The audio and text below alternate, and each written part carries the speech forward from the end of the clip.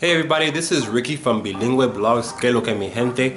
Thank you for being here with me today with this video. Obviously in the title, we're going to be talking about fun ways to expand your vocabulary and your grammar, okay? So keeping you interested in Spanish, because how many of us know people who will say, oh, I took 2 or 3 years of Spanish in high school or even in college, but they cannot have a conversation. That is like it's the most amount of wasted time. You're just in a class for 2 or 3 years and you can retain nothing from it. No, so I don't want that to happen to you guys. I understand it, but I don't want it to happen to you guys. So coming at you with, I don't know, a lot of ways to keep you interested in Spanish and to expand your vocabulary, grammar, all that stuff.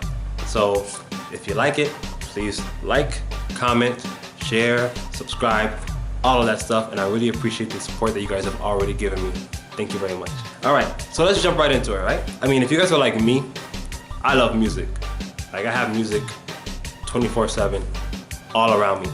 Or if I don't have it in my ears, I'm singing something. I gotta be singing something. Music is a great way to learn a language, especially for those of you who are asking me, how do I learn a dialect, or how do I lose my accent or learn this accent? Music. Like, that's really all you have to do it. Let's take a look at reggaeton, for example. If you listen to reggaeton for the first time, but you're going off of what you learned in a workbook or in Spanish class, you will never understand reggaeton, because that's Puerto Rican Spanish. That is not neutral Spanish. That is not Spain Spanish. So this will help you to get that vocabulary, that grammar, things of that sort. So anyways, music. The way that I recommend learning with music is to either freestyle rap or sing, whatever you want to do, or to translate songs. So you listen to a song that you like, that has a good feel for you, try to sing along with it, but you can't figure out some words, or maybe you can't figure out either of the words. Well, Google the lyrics and figure out what the words mean, and that's going to help you to understand the grammar, because some of the sentences in Spanish are kind of backwards in English. So it'll help you to understand how the structure of that sentence works and things of that sort, and you'll be learning new words too.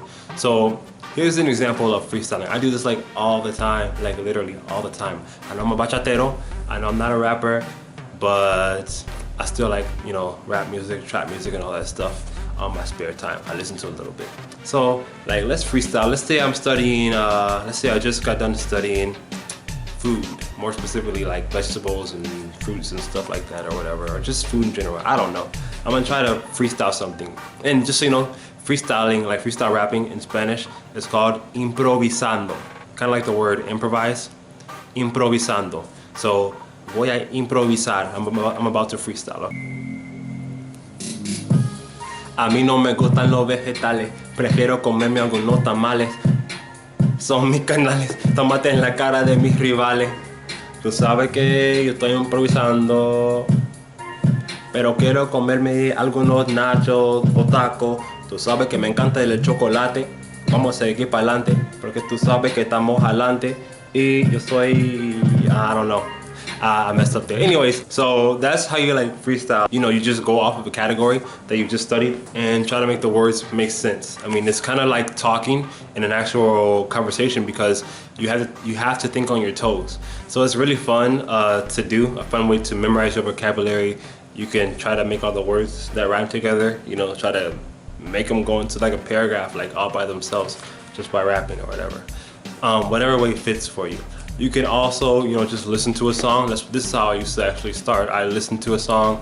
I would try to learn the vocabulary to that song. So I would know what I'm saying. I would say the song in Spanish and try to pronounce it the same way that they were pronouncing it, but I wouldn't know what I was saying. So then I would go Google it, find the lyrics, and then figure out, okay, so I know what this word is in Spanish, and I knew what I was saying when I said it, but some words I don't know. So I'm gonna look those up, translate those, and we're good. We got a whole new list of vocabulary there.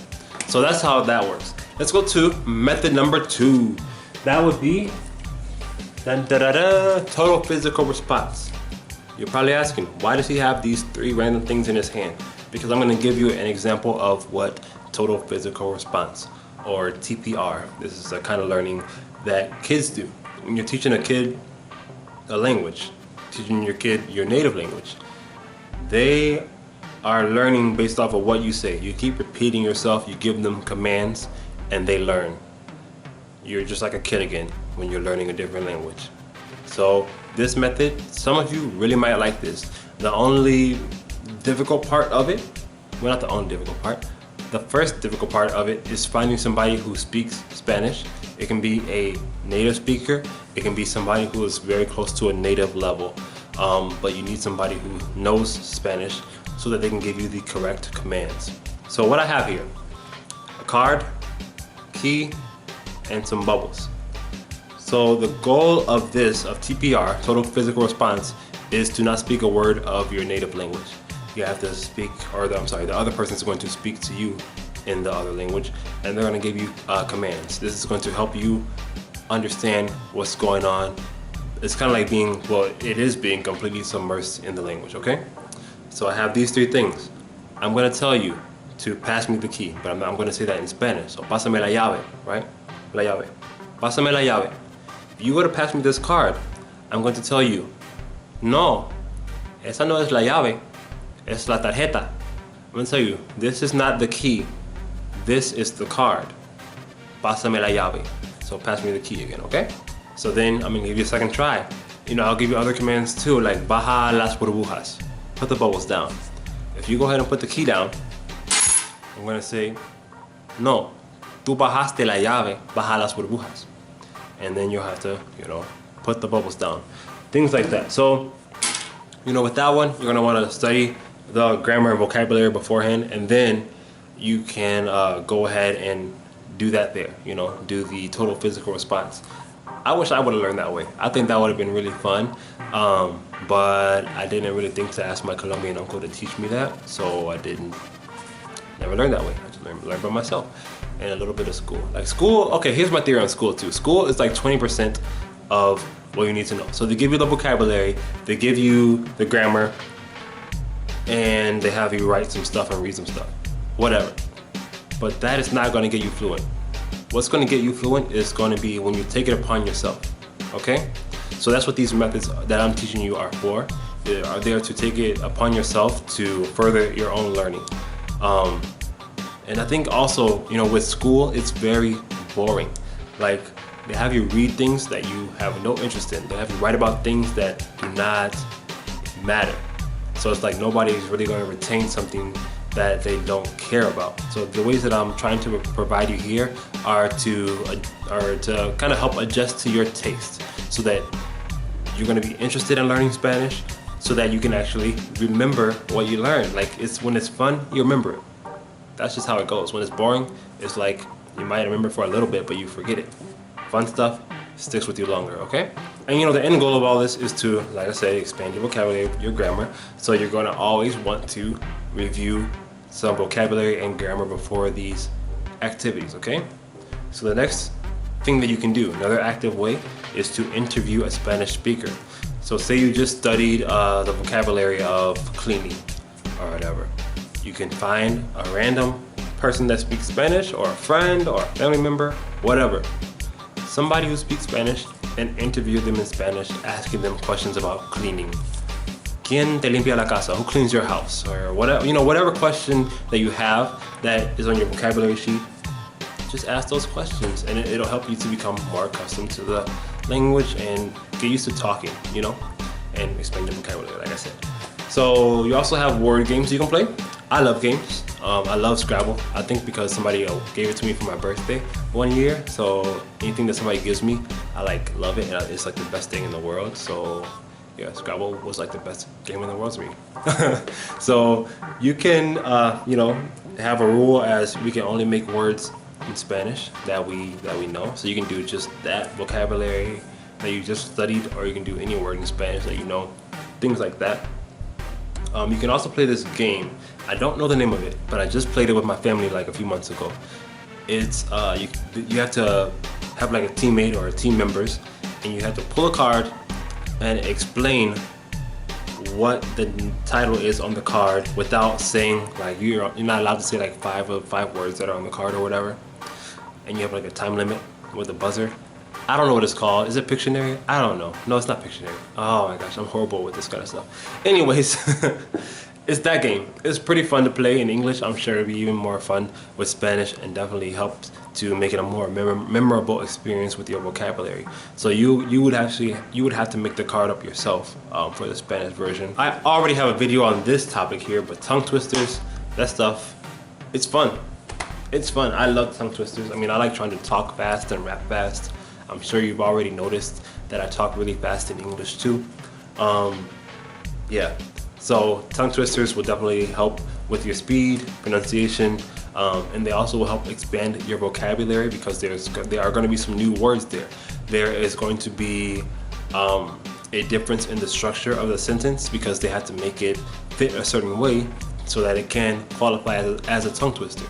So, you know, those will definitely be a fun experience. You can also do pickup lines.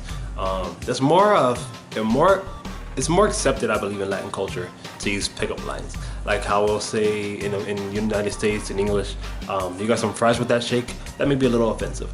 But in Spanish culture, you're like, oh, arroz que carne hay, which is kind of like the equivalent to you got some fries with that shake. You're saying, where's the rice? Because you got the meat. You're like, you know, that kind of thing. So, you know, old proverbs and things like that too. They're called refranes in Spanish. You can learn those too. Those will help expand your vocabulary. Obviously, like what did I learn from a refrán? Or actually, I think this was a piropo. But like, quien fuera agua para rozarte el cuerpo, or whatever. So that means like, I wish I was water so that I can like rub your body or something like that. Like, I didn't know what quien fuera meant, but I finally learned after studying these piropos. So things like that. The last thing that you can do to expand your vocabulary are the traditional methods. Okay, so like me, I have this book, Don Quixote de la Mancha. You may have had to study that in your Spanish class, like a few excerpts, because it's a really lengthy book. It's like 1,000-something pages. But you may not have been interested in it, and that's what I was talking about earlier. When you're taught in school, you're usually not interested in what you're reading. So find, you know, some literature that actually interests you, if you're that kind of person. And then you can read that in Spanish, or you can try to translate it if you want. I mean, I don't know the best way to go about it, because I mean, I'm assuming that most people's Spanish vocabulary isn't that big to read a whole book.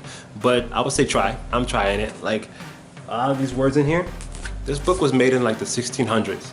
So you know how old English is? Well, think about old Spanish.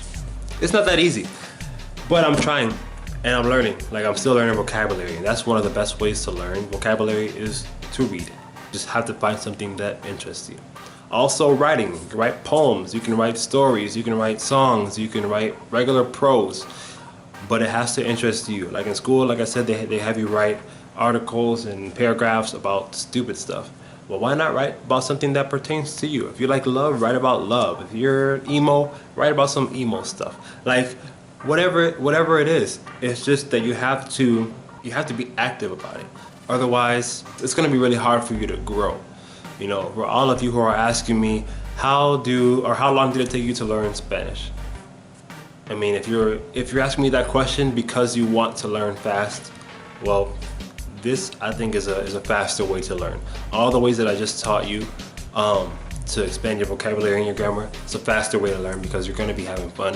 You're going to be interested. Like, how many times do we go to work, you know, kind of dragging around, moping around, like, you know, just moving slow because we don't want to be there. But when it's something that you want to do, you run to it. You see the ice cream man coming down the street, you're running to that thing because it's fun, because it's good, because you like it. Same logic applies here. You know, when you have something fun to do, you're going to be more inclined to do it, okay?